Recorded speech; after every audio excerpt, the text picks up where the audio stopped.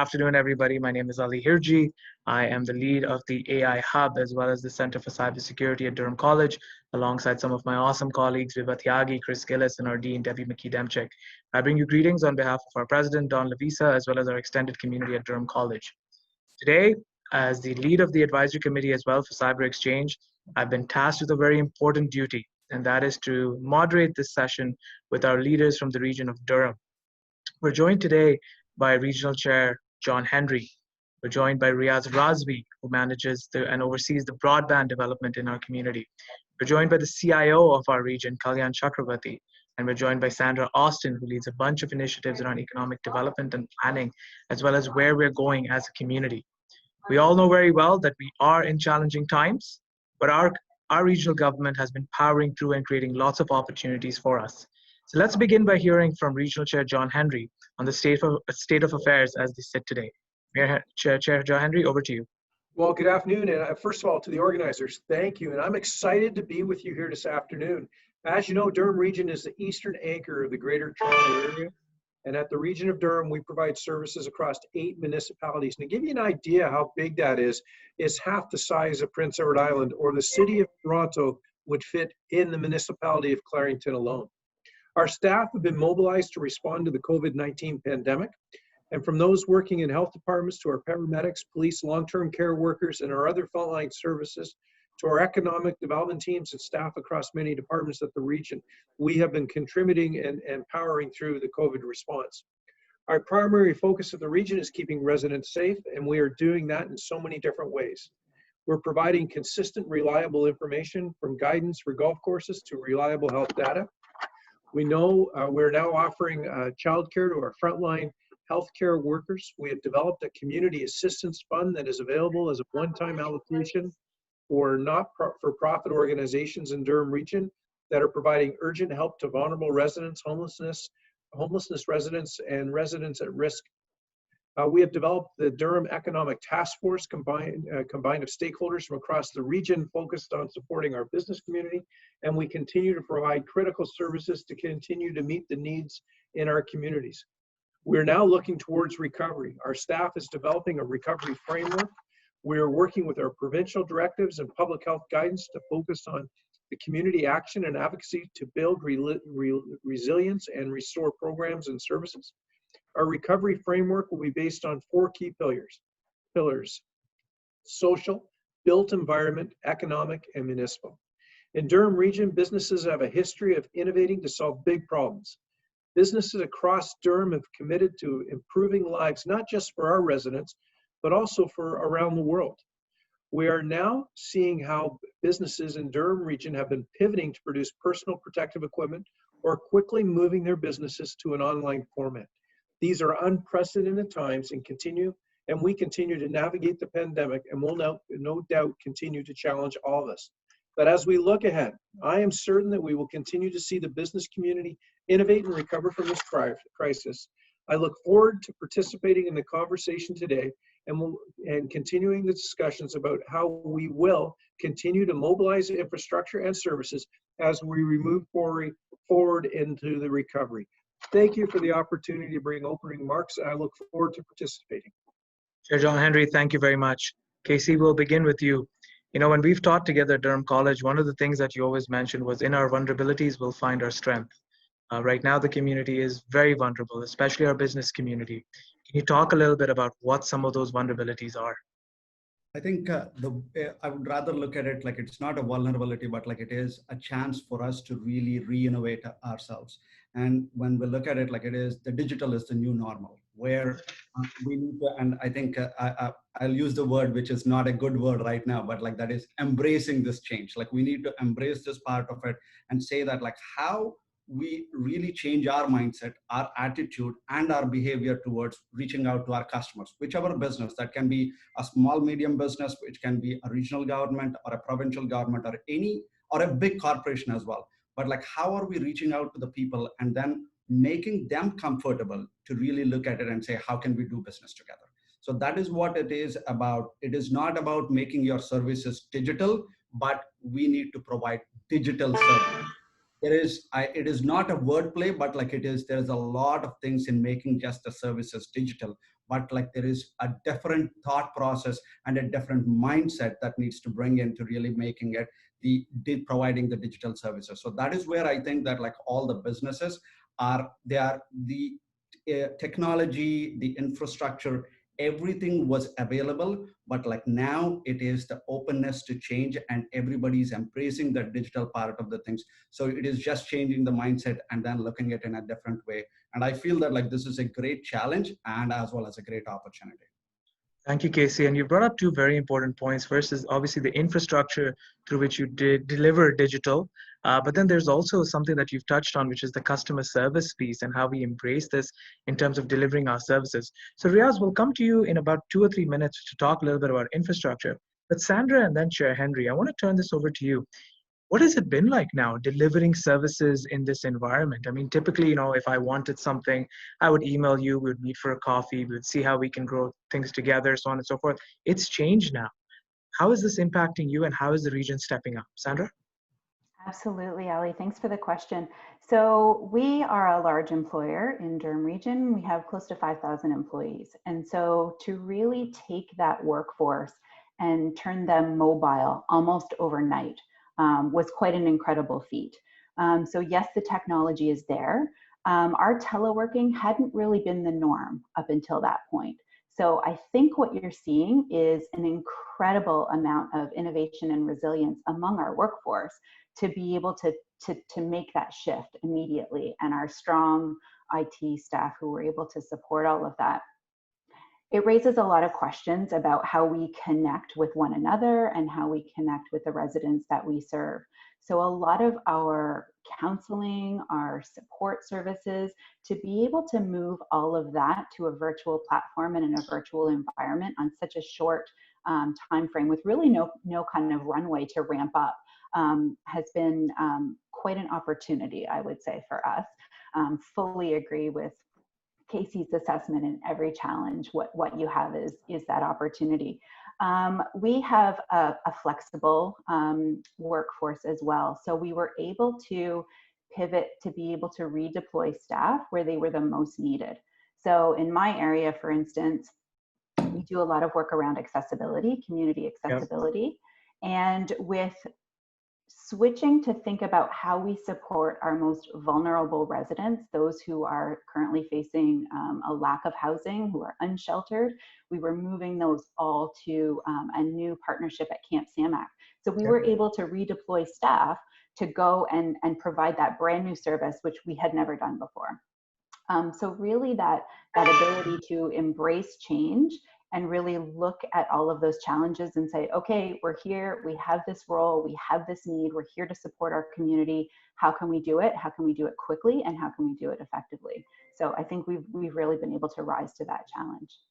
Absolutely. Chair Henry, I want to give you a couple of seconds just to talk about as a leading figure in the community, you've been out there, and what's the feeling been like trying to now reach out to the community in different avenues? How has this changed your perception of the community, and what are you hearing from the community in general?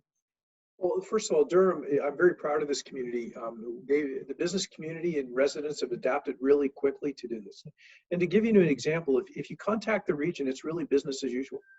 The person that's answering the phone is not answering it from this building, they're answering it from home, but we're still able to deal literally with the hundreds of thousands of calls that come in every day that we've been able to take. And we've always talked about modernizing and changing the way we do business. And that was something that companies, and the region is no different, that would have looked at it doing over a couple of years. But we were able to do this over a couple of days. And we were able to reposition literally almost 1,600 employees. We were able to move 500 employees outside of their normal working environment into other applications at the city and at the region. At the same time, we had to go out and hire people during this pandemic. So we actually had our staff out there recruiting and hiring over 230 people. So for us, it's been able to adapt, change, use the tools that have been available to us. And the biggest talent we have here at the region is the people that work here and how they've come forward and done such an amazing job. I'm so incredibly proud of them. From the people that work in our emergency daycare to our paramedics, to the staff here in the building, to police, the people who look after our water treatment plants, people that you don't see behind the scene. Yet this morning when you turned on the tap to brush your teeth, there is an entire team behind that water coming out of the pipe, and they've done an amazing job. I'm incredibly proud of them. But change is a good thing, and the region has changed very quickly, and I'm proud of the team. Yeah, it's the only constant. So I think thank you for saying that, because now we have to sort of jump into, we've talked about the operational side. We've talked about embracing this environment right now and being comfortable with being uncomfortable. But in order to run digital services and to digitize our services, as Kalyan correctly sort of differentiated for us, you need infrastructure. And these are questions that are coming from the community. I'm seeing a couple of them coming in the chat as well, is that there are still community members who don't have access to the infrastructure that they need, whether it's the internet, whether it's the hardware, whether it's even the literacy with which to work in these environments. And I want to turn it over to Riaz, because Riaz, while we're seeing an opportunity right now and we're trying to grow, there are a lot of challenges and vulnerabilities. Riaz is the broadband project manager for the region. What are you seeing right now, and what steps are being taken to ensure that all of our community members can stay connected? Riaz? Thanks, Ali. So yeah, that's a very valid concern. There are a lot of communities, some very close to home, that have inadequate access. So it's not just a matter of rural communities. Some are very close to our regional headquarters that don't have adequate connectivity. One thing to be clear though about infrastructure projects, especially broadband, wireline broadband projects, is that they're capital intensive. They take a lot of time to plan out, to go through the approval process, and to deliver. It's usually measured in terms of years, how long these projects can take to deliver. Wireline projects are a little bit faster because you have less infrastructure under the ground and more on top of towers and poles. So we are working closely with regional ISPs that are making deployments happen. We have to be cognizant of the fact that a lot of these small ISPs are small businesses as well, so they have their own constraints, cash flow concerns. So they cannot go full out and make a lot of deployments. They have to be selective in what communities to deploy. But wherever possible, we're working closely with them and opening up our sites, opening up our towers to help expedite these deployments for them. We're fully aware that it takes time to do this, but if at all possible, we can expedite, we're willing to help there. Yeah, absolutely. I think, they say that you won't know how far you've gone until you can take the risk to go that far, right? And I know, having worked at Orion before, that broadband deployments are capital intensive, but also operationally, because they have to be maintained and everybody expects it to be on and lightning fast. A question that's come into me via Twitter is the focus of broadband now just for businesses, or are there things that we're doing to support broadband delivery to the home? That's number one. And number two is that are there any funds that businesses can apply into to upscale their current digital infrastructure? Riaz, I'll turn it over to you, and then we'll go to Sandra and Casey and back to the chair. Sure. So to the first question, no, it's not restricted only to businesses. All communities that we have identified so far that are underserved, we would want projects to be deployed in these communities. And I'll speak to that a little bit more about the broadband survey that we're doing, because we need residents and businesses to help us identify those communities and tell us what broadband services look like, because the more information we have from these communities, the more ground level information we have, the more informed our decision making will be when we want to take actions in addressing these gaps. So I will provide a link as well where community members, businesses, residents can go to complete the survey, because that information will help for us to determine where services are needed. To the second point about funding, so there are funding pools available from the federal government to ISPs that want to make deployments in these underserved communities. And there are more funding announcements to be made later this year and next year. We are interested in getting those announcements made sooner rather than later, and we're working through channels to get the federal government and province to make those announcements within this year if possible. This is the time that we need money to make these public projects happen. Thank you. Now we'll just, I just want to twist on that question just a little bit, and then we'll go to Sandra, and then I have something that's come in for Chair Henry. Casey, picking up on what Riaz had just said about delivering broadband infrastructure and gathering all of the needs, etc. Working with the telcos, the service providers, the internet service providers that run this is, they're taxed right now. They've got a lot on their plate. Is there anything that your team is doing, given the IT expertise, to support some of the engagement with our commercial telcos and internet service providers? Absolutely, there are a lot of other things, and like I really wanted I wish that like you asked this question to Riaz, because like he has done a lot of work on this, so I really want to thank him on that. Is like there are a lot of small things that we are trying to do. Is like there are around 70 regional sites that are well connected across the region of Durham. So that is where the regional government has a presence on, and which has the connectivity to it, as well as the school boards have come onto the board, the DDSP, which Yep. so through Priyas, thank you. What we're trying to do is like where we can create these hubs where people can go, but like at this point of time, with the social distancing, with all the things in mind, like we cannot do that.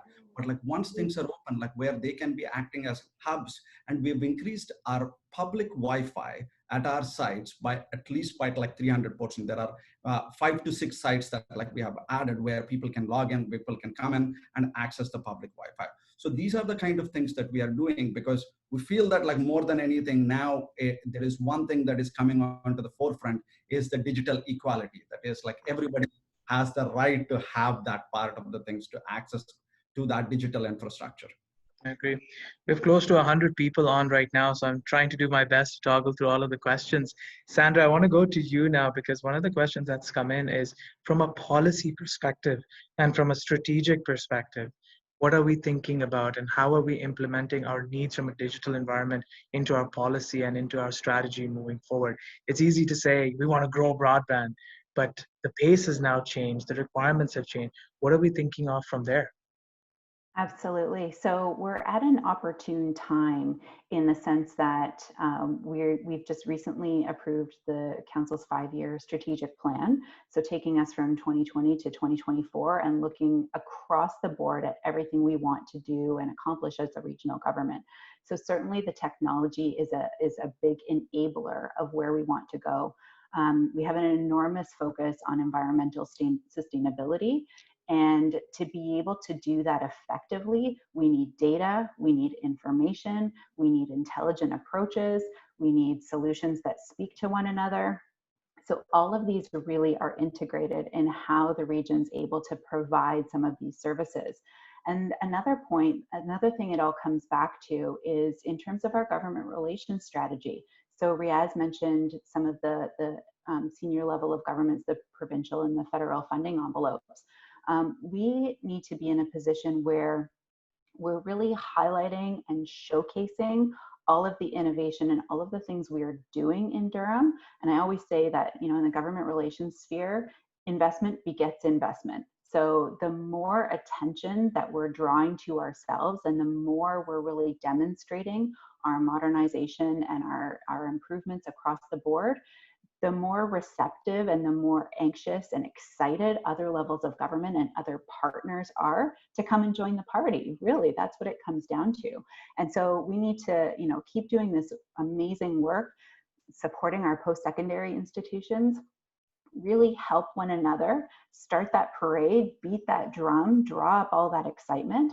One of the very specific elements that we're focusing on in terms of formalizing our partnerships with the post-secondary institutions, and Ali, I know you're a key part of this, is really thinking about how we can leverage that student experience, that student expertise, and give them opportunities to work on real world municipal challenges. So I'm really excited about the City Studio platform that's launching very soon. And there's a lot of opportunities there for students and community members to come forward with those very specific policy and implementation challenges, to come forward with ideas, with advice, to be able to work with regional staff on developing some solutions. So we're very excited about that. Thank you, Sandra. Chair Henry, I wanted to pick up from where Sandra left out about being inclusive and getting everybody into the mix and coming to the party and coming to the table. So Chair Henry, while I ask the question, you could unmute yourself so that you can respond. There are two questions. I'm going to weave it together. Number one is they're asking you is that in all of this development and the way we're moving right now towards hyper digitization, are you worried about people missing out, especially our senior communities? And what are we doing to ensure that they can also benefit from our increased digital service delivery that we're doing? But the second part to that question is, how are we also ensuring that that push about people in terms of everyone seeing the urban centers and not to sort of take a shot at any of our colleagues in different municipalities, but you think about Toronto and you think about other larger metropolis where most of the tech talent goes there. What are we doing to make sure that a lot of this talent still thinks that Durham is the place to be, and this is the place to work, and this is the place to come through this pandemic that we're in? Chair Henry? Well, thank you for the question. First of all, what's happening in Durham is not very many people realize we have about 20,000 young people going to school at Durham College or Ontario Tech or Trent University, or working out at the Learn Center at the hospital at Lake Ridge Health. So we have this talent pool that's coming here to get the most amazing education, and we want to keep them here in the region. And the challenge that we have, we just can't think about the lakeshore where our population is. We have to think about the population that's north of Highway 7. So one of our largest employers is agriculture. In order to attract young farmers into our communities or have them come back to the farm, they're running their entire farm off their iPhone. Having the ability to have broadband through our entire community allows those young people that are the change makers. They are recreating farms. We have farms in Durham Region where the kids that come home and run their entire grain drying operations are run off an iPhone. But we need to be able to get the technology to them so that they can do that. And as for our senior community, you're going to see a shift, and you're seeing it now, where young people are taking the opportunity to teach their grandparents and parents how to use an iPad so that they can connect each and every day. Before, they would just pick up the phone or drive and see them, but now they're using technology. And when we switch on all of those seniors on how to use that technology and where they can go, it is going to change the way they order groceries, how they do telemedicine. So it's a really exciting time. And here in Durham Region, we're very fortunate. We've got the employment lands along the 412, the 407, and the 418, and throughout all of our communities. So this is an amazing opportunity to take technology and drive what is an incredible community. And by the way, it's so incredible, we actually keep the lights on for 40% of the province of Ontario, because OPG is located two nuclear plants in our community. So it is an amazing time and exciting opportunities for everyone of all ages. Yeah, I agree. And I think the approach that you're seeing from Durham Region is one, the inclusive approach really comes out when we've held this statement, which is something affects one person directly, it affects everybody indirectly. And we've always been thinking about what's happening within our communities at all times, something that we do in Durham College as well. We partner with different municipal bodies, different institutions, basically to learn and share from each other. And you see that happening in the ethos currently being taken by our region at Durham in terms of addressing the current situation.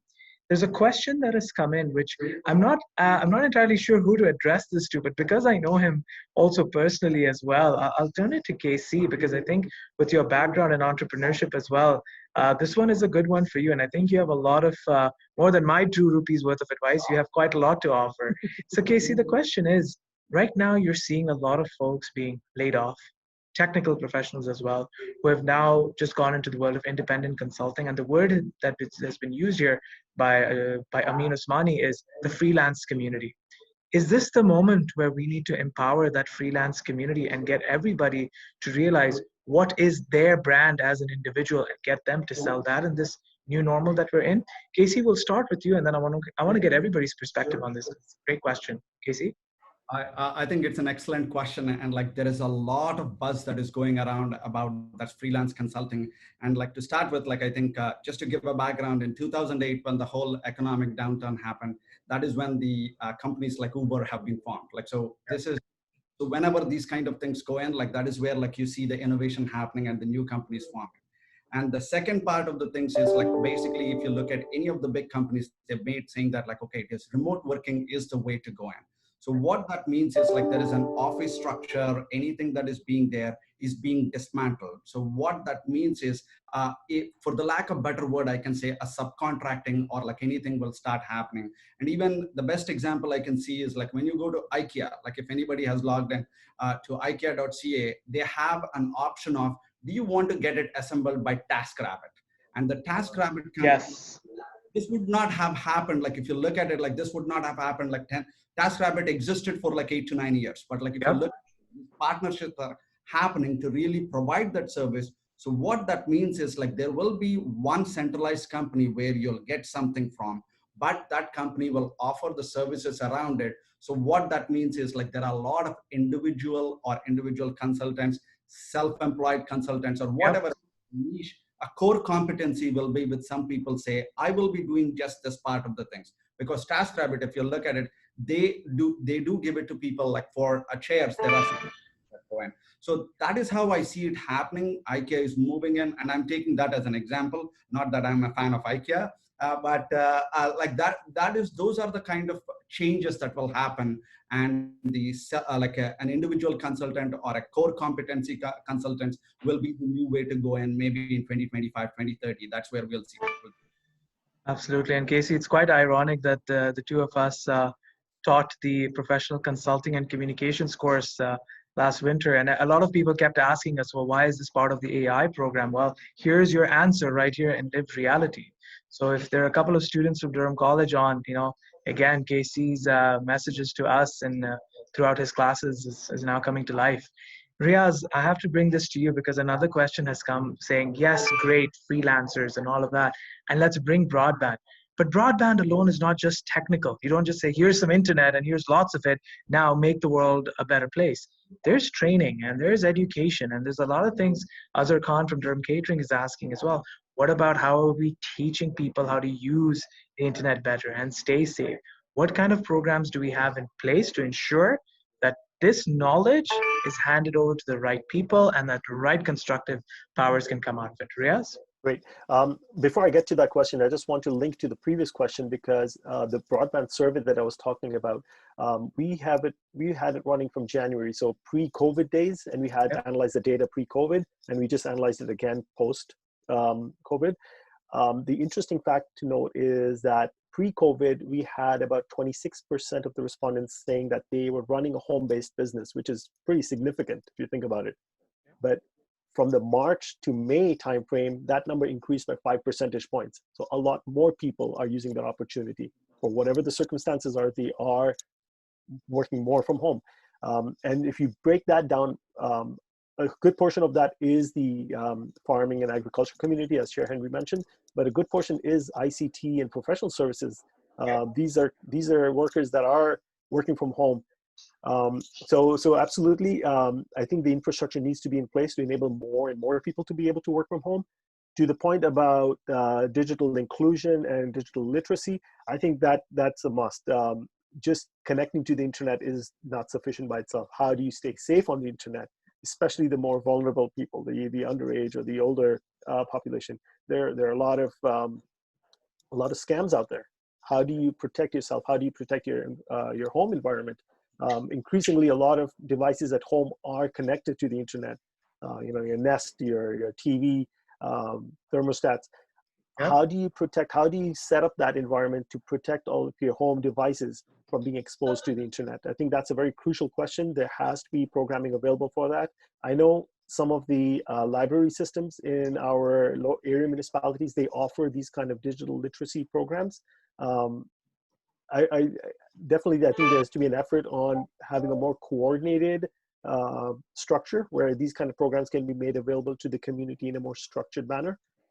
That's something that I can take away on because I do think that's an important piece of the puzzle. Just bringing broadband is not sufficient. The next step is how do you make the people feel comfortable online as well. So that's a takeaway for me. Absolutely, and the narrative is following a very interesting kind of trajectory here. You pull at one thread and then you see so many others come out. But so far we're hearing about an inclusive community, making sure that we have more digital service, but we understand how to deliver digital service. And the key here has been that we're securing our communities by not just looking at enterprise, small to medium. We're looking at individual entrepreneurs as well. That's why we have Spark Center here. We have folks from I see folks from other incubators as well, including Venture Lab. So that's amazing that we have that focus.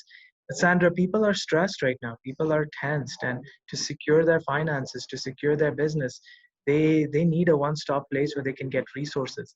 Can you tell us a little bit about, from your perspective, sitting at the regional level, what are the resources you're recommending to people? We've got BACD, we've got Chambers of Commerce. How do you recommend to people, and that's the question, how do you recommend to people to navigate these resources? Because there's going to come a point of time, and I read verbatim from my Twitter feed here, it's going to come a point of time where there'll be Zoom fatigue, and they won't want to be just hearing webinars. Sandra? Yes, absolutely. Thank you.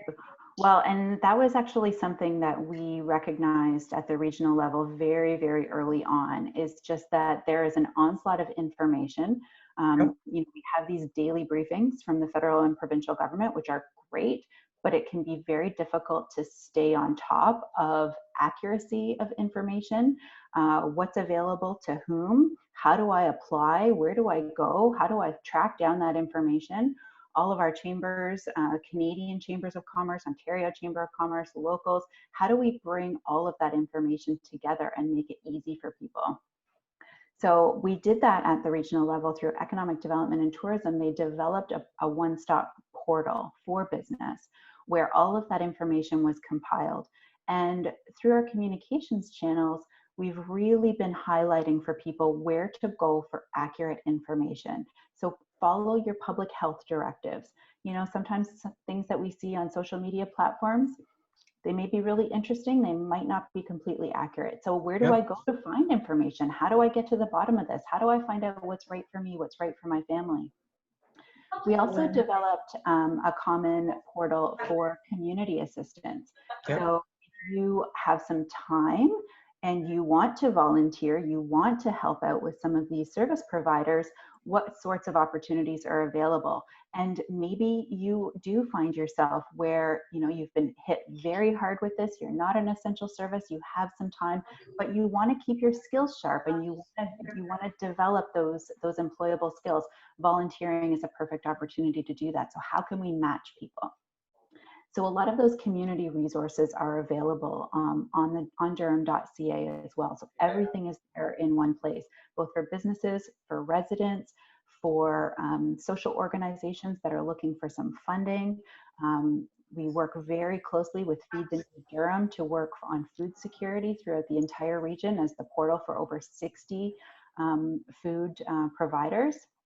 So really, we have seen a lot of our role in terms of being that one-stop shop for people. And just to the previous question, you noted about how we can work with individual entrepreneurs. And I think that's a really encouraging trend in government overall, is to open things up and talk about, how can we be having these hackathons? How can we generate those ideas to say we want to code for good, or we want to code green, or how can we focus on health outcomes? How can we focus on environmental sustainability? How can we really tap into the energy and enthusiasm that we have in our tech community? Maybe it's formal and structured, and maybe it's just somebody with an idea and some time. And by making our data open, they have those resources available to them to come up with some ideas that will work for us, they'll work for our community. So it's really encouraging that we're moving in this direction and taking the appropriate risk mitigation, of course, but how can we really make those connections so that we're providing the best benefit for our residents? Thank you, Sandra. I'm getting questions from multiple areas, and I'm gathering that means the bots are working well. In case you'll be happy to hear that. So I got a question actually on WhatsApp, and Chair Henry, I think I've got a couple, but I'll take this one for you, where the individual has mentioned, look, Ali, great. We're identifying programs, we're identifying things we need to do, we're reaching out, we've got a great communication strategy via Invest Durham, we're reaching out to people. But there's a point of time at which, because the revenue lines have dried up, not just for our businesses, but for our municipalities, it's going to come a point of time where our regions are going to say, hey, we can't do anything much more now. And we're hearing this kind of narrative from other municipalities. Are people right to be fearful that if this pandemic continues, we may not be able to support our community the way we currently are? Chair Henry, it's a difficult question, but I'll turn it to you, sir. So it is an excellent question. So here at Durham Region, we are managing this challenge effectively and efficiently. We've been able to keep all of our services. We've had to change some of the timing around transit. We're still running our buses through the region, practicing social distancing, not collecting fares. Our revenue model has shifted, but part of it is also about containment and realizing that all of our services are essential. We have water treatment plants, paramedics, long-term care facilities, road, light. We have all these things that we still need to maintain. So it's very much a balance. We look at the numbers almost daily. Our staff is very in tune to this. And what I do want to say is that here in Durham, we have done a very excellent job, and I'm incredibly proud of that. The really only shift you've seen is in scheduling around transit. as for now. If this continues to go down the road, we will relook at this. But if you called the region for service today and you had a problem with a broken water pipe on your front lawn, you will have somebody there to address that very shortly. The challenge for us is instead of sending 4 people in one truck, we send 4 trucks with 1 person in each truck. So we're managing this, and I'm really proud, and we've done a really good job. We are not suffering through the challenges that other communities are having. And we've had really good fiscal practices in place for a very long time. So the team has done an excellent job. But I just want to come back to one question. We talk about broadband and we talk about the amazing and what it does, but we need to talk about not just the connection to the house, but the connection to the item.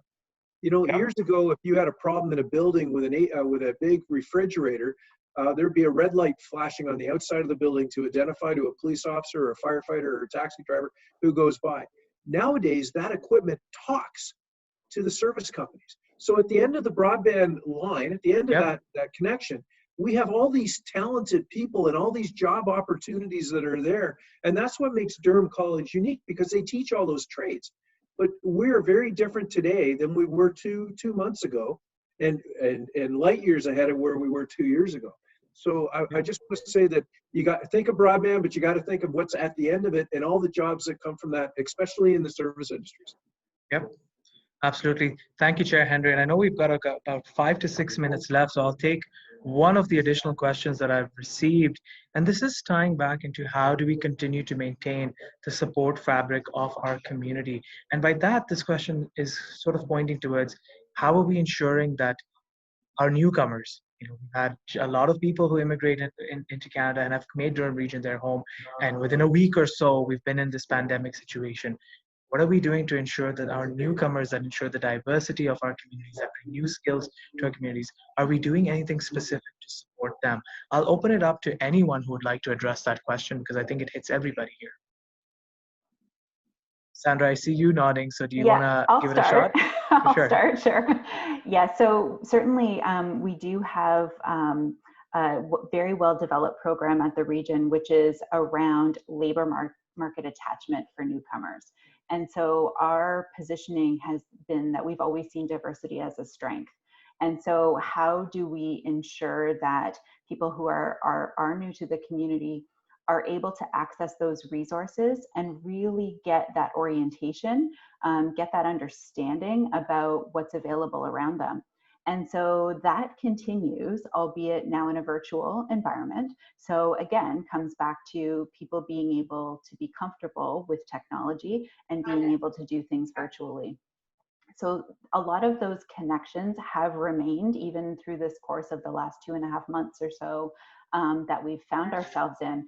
But again, this is an area where we're relying heavily on data and on relationships to make sure that the programs that we're putting in place really are highlighting that strength that comes along with diversity and the inclusiveness. The other piece is the implementation of our age-friendly community strategy and action plan, which was approved a couple of years ago, but really takes on, again, a bit of a different flavor when you're talking about changing circumstances. So how do we make sure that those seniors populations remain engaged, that we're addressing some of the issues that come along with social isolation when people can't see one another. When we talk about health impacts, it's not just the absence of disease, it's how well people are doing. What does that well-being look like? Do they feel attached to their community? Are they isolated? Are they involved? Is somebody available to check on them? If not a family member, a volunteer. So really about bringing all of that together and thinking about how we can make sure that in this strong, vibrant, diverse community that nobody gets left behind. Thank you so much for that, Sandra. I'm just trying to navigate through a whole bunch of more questions, but we only have a couple of more minutes, actually 2 more minutes. So here's what I'm going to ask everyone. We have over 100 people here. There are hundreds of other people in different sessions. So here's my request, everyone. If you've got more questions, I'm seeing Sonia in the chat feature there talking to all of you. Reach out to Sonia, reach out on Twitter, on Instagram, wherever else, social media. Our folks at the region of Durham are very reachable. Reach out to them and they will certainly respond. But I do want to close without necessarily asking any questions about what are you doing for the community. I want to take at least 30 seconds with each of you to ask you a very important question, which I think few people are asking you, especially given the amount of responsibility you're bearing. So I'll ask it individually. Casey, you've told us everything that you're doing for us. You tell us, how are you doing and what can we as a community do to make your work as a CIO easier in these challenging times and more collaborative? Casey, 30 seconds. I think this is about like learning, and I feel that like we need to learn as much as we can in these part of the stuff. And I'm looking at some of the challenges or the opportunities that are coming in, especially about the conversational news. The thing that you have raised the right topic about, there is a lot of information, but like people are getting a Zoom fatigue. So how can we develop something to have a conversational news? And this is not for a Durham, Casey as the CIO of a Durham, but like Casey as an entrepreneur and a technology enthusiast that like I'm working on. And like anybody from the college, like if they want to take and run with it, that would be a great thing, because like I think conversational news, conversational shopping, and a push like what is going to be. So anybody on it, anybody wants to on it, I'm more than happy to review their business plans and provide my advice. That would be of great help for me. Thank you so much, Casey. Riaz, question again for you. You're feeling the pressure. There's a lot of expectation on you. How are you feeling and what can we do in terms of helping you with propelling our broadband services in the community? 30 Well, seconds. I think this is a great opportunity for broadband. I think the last few months have really shown the light on the need for a good broadband connection everywhere. Even folks that thought that they had a decent connection, I think with the current situation, everyone is feeling the strain. Families are having to ration their internet use now because not everyone can be on the internet at the same time. So I'll just go back to the broadband survey. I really urge anyone that is listening that is a resident of Durham or has a business in Durham, please take some time out, visit the durham.ca/broadband page. There's a link to the broadband survey. The more you inform us about what broadband looks like in your communities, the more informed our decision making will be when we take actions on addressing that. So please take out some time. Thank you. Sandra, you and our friends at Invest Durham, like Sonia, are hearing from the community from multiple standpoints. Again, want to ask you the same question. How are you keeping right now? And more importantly, what can we, especially us as not just citizens, but people who work here, live here, teach here, study here, what can we do to ensure that your work around from the policy perspective is getting the strength that it needs? Sandra? Absolutely, thank you. And I would just highlight that the opportunity in sessions like this is to really shine a spotlight on what it is that regional government does. I think a lot of people tend not to understand, and it's difficult sometimes to have that even capacity to differentiate what are the federal government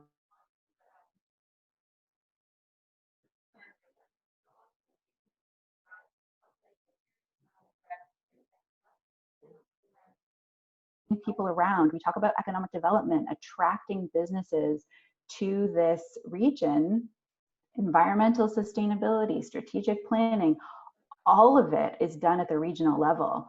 Yep. And so I think it's very helpful from our perspective that people be interested, that people care about the work that happens at the region and really want to be involved. And we're growing leaps and bounds in terms of how we engage with the community, how we bring people to the table, how we involve them in the decision-making process. And for me, I think that's really the biggest piece, that people care about the community that they live in, that they want to make a difference, and that they're engaged.